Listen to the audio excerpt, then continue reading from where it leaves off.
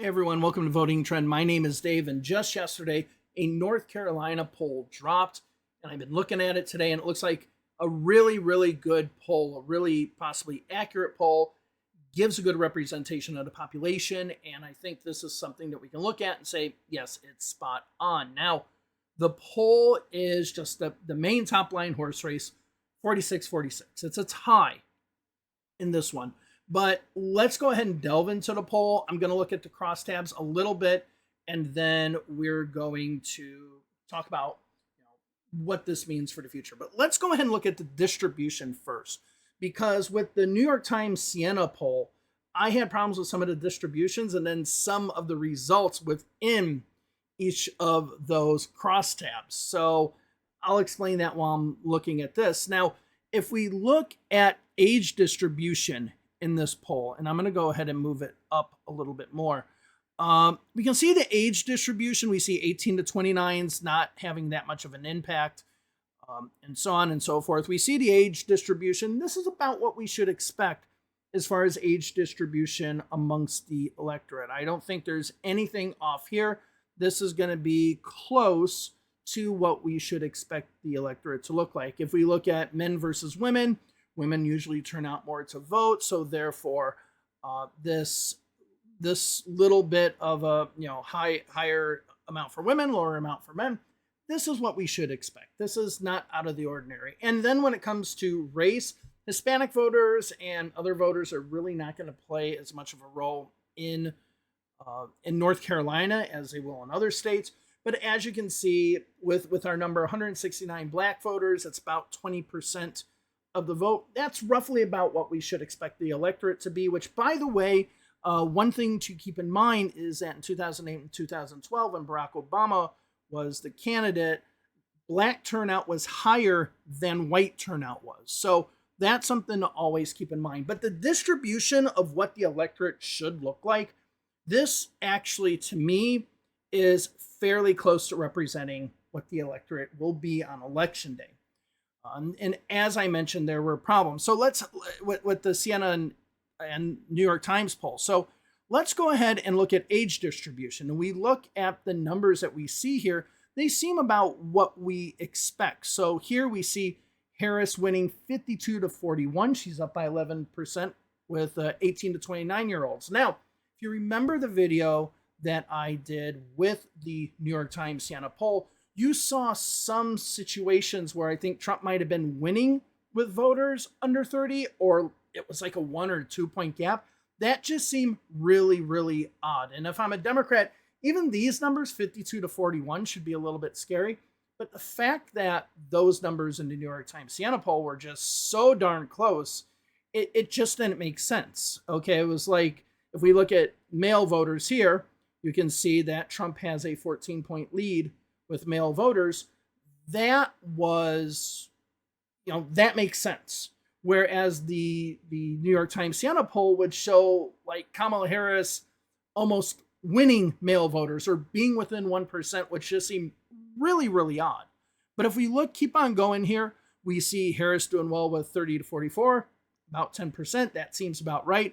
This one's a little bit interesting here. And I think with the poll being representative so far, this could show a shift. Those voters 45 to 54, you see Kamala Harris with an 11-point lead. That is pretty impressive for the vice president. So this one I'm thinking might be a little bit high, but maybe not, because over here you have 55 to 64, which is 42 to 47. Now, a lot of times in many of these polls, the age range between 45 and 64 is kind of conflated into one group, and you usually go to the Republican side. So I think we're just seeing a split of this group, and we're getting a little bit more detail, as we can see here with the electorate. So I think that's actually good. And this seems more indicative of what we should expect of 65 and older voters, with 58% supporting Trump and 38% supporting Harris. This is one demographic that's kind of been all over the place with all the polls, either state or national polls. It seems like one time you'll see Harris doing well, another time you'll see Trump doing well. It just seems to be this floating number that's going all over the place. But I truly believe this is more indicative of what we should expect from 65 and older voters. Now, if we go to men voters, I already mentioned it's a 14-point gap, which seems totally normal.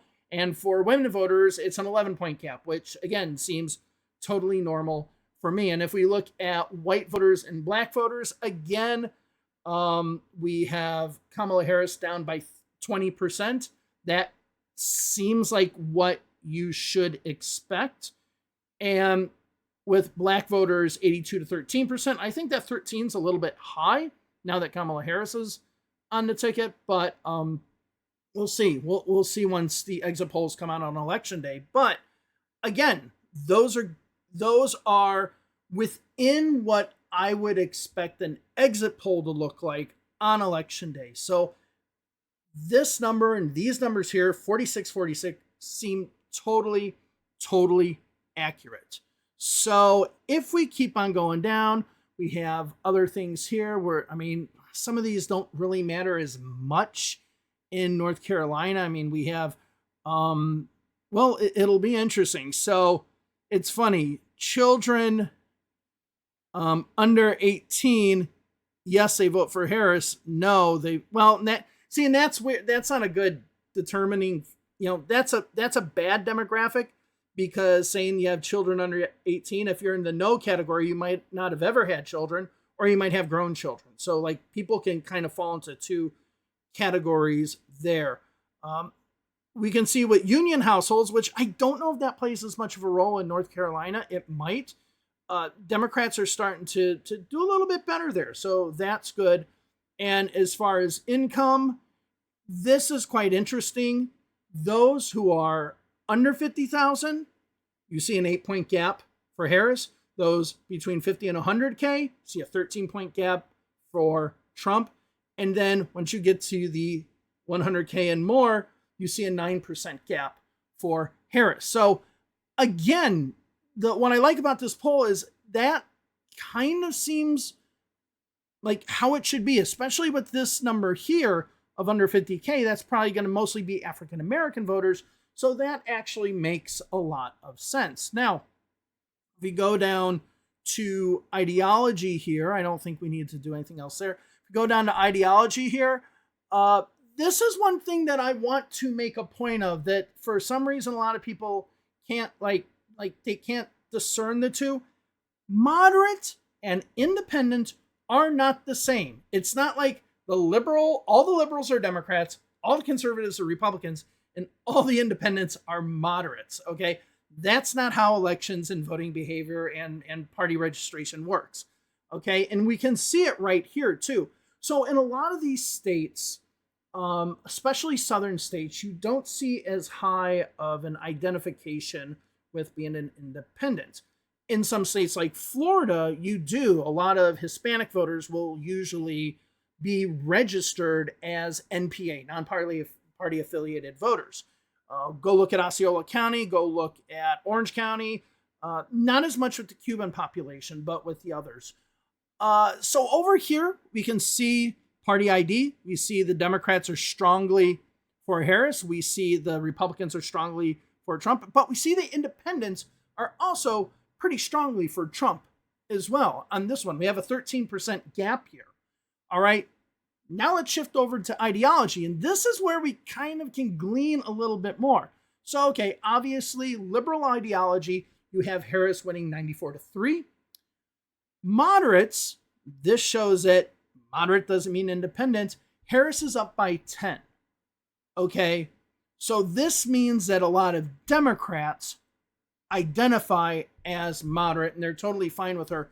But what I find even more interesting here is 10% of conservatives say they're going to vote for Harris. Now, this is a perfect example of why ideology doesn't equate to party identification. Because chances are, because we already only have 3% of Republicans voting for Trump. And obviously it doesn't take a rocket surgeon to figure out that 10 is bigger than 3. Chances are this 10 falls into this register independent group here. Okay, so there's 10% of conservatives that are saying, hey, maybe I'm an independent, I'm going to go for Kamala Harris. Now, I don't think it's any of the old Dixiecrat type of electorate. I think most of those are all Republican, but you do have like Congressman Heath Shuler, former University of Tennessee quarterback who was a member of Congress. It's people like him who might now identify as being an independent. I don't know if he does. I'm sure he still identifies as being a Democrat, but it's people like him that you might see this change in. So if we look at this, everything in this poll, I mean, you see these little shifts here that really are indicative of what I think the electorate would look like. If you look at 91% of Harris voters are going to, or of Biden voters in 2020 are going to vote for Harris. 91% of Trump voters are going to vote for Trump. Yeah, that's pretty much spot on. If we look at the governor's race, we're now starting to see the Democrats get a little bit of a lead, and this would be interesting to see where we see the discrepancies between the top of the ticket presidential election and then the gubernatorial race as well, as we do see Stein doing quite well. But again, unlike the presidential election, we have a lot of undecided voters. As you can see, 13, 18, 16, 11. We do have a lot of undecideds. The only ones that are a little bit more decided are 65 and olders, and they're +3 for Stein. Now, here's how I look at it. If we're looking at it from a demographics point of view, and what is your indicator to determine if Josh Stein will win or if Robinson will win? The number you're going to look at is this 55 to 64. Right now, Josh Stein has a 3-point lead. If he wins this demographic, he wins the gubernatorial election. Game, set, match. It's done. As we can see here, a 19-point lead amongst women, and Robinson only has a 3-point lead amongst men. Again, that decimates them, and I think turnout amongst women is going to be much higher than it was before.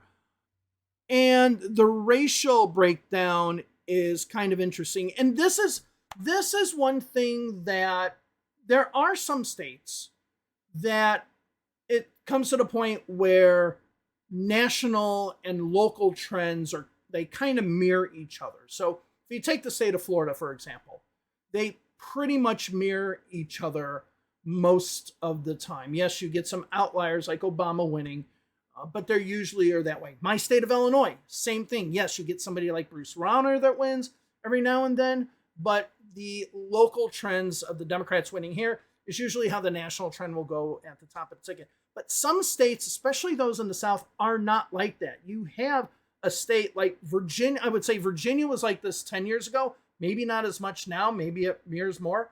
But you do have states like this, like Alaska is starting to be one of these states, and others where the Democrats actually perform better at the state level than they do at the other level. Now, you can go over to my Substack, votingtrend.substack.com, register there, go ahead and subscribe to my newsletter, because I did do an article about the Mount Greenwood neighborhood that talks about this dichotomy of local voters that are Democratic voters, but then are Trump voters in a Chicago neighborhood, Mount Greenwood neighborhood, where my grandfather is buried, actually. But yeah, that's the main thing I wanted to talk about in this poll. This poll looks really, really good for the Democrats being at 50-50. This means North Carolina is in play. Now, if North Carolina is in play, I think the Trump campaign was kind of hoping that they wouldn't have to do much with North Carolina. They can put their resources somewhere else. As I mentioned in my other video, the more that the Republicans have to spread that dollar, the more they're going to have to say, we can't compete here, we can't compete there. We got to pull money out of Wisconsin, Michigan, or Pennsylvania, whichever ones. I don't know if they'll have to go that extreme. They might not have to pull out, but they will have to reduce, because $1 is $1. You can spend it here, you can spend it there, right? So to me, this looks really good for the Democrats. And if all of a sudden we have North Carolina at a 50-50, which, Obama won in 2008. I don't like saying this feels like 08, because it almost seems like one should not say that. It's starting to feel a little like that. And North Carolina is one of the places where we're seeing that. But even look at the last election. I mean, it was a close state. I think watch what happens here. All right, thank you very much. I'll see you with the next polling video. Have a good day. Bye bye.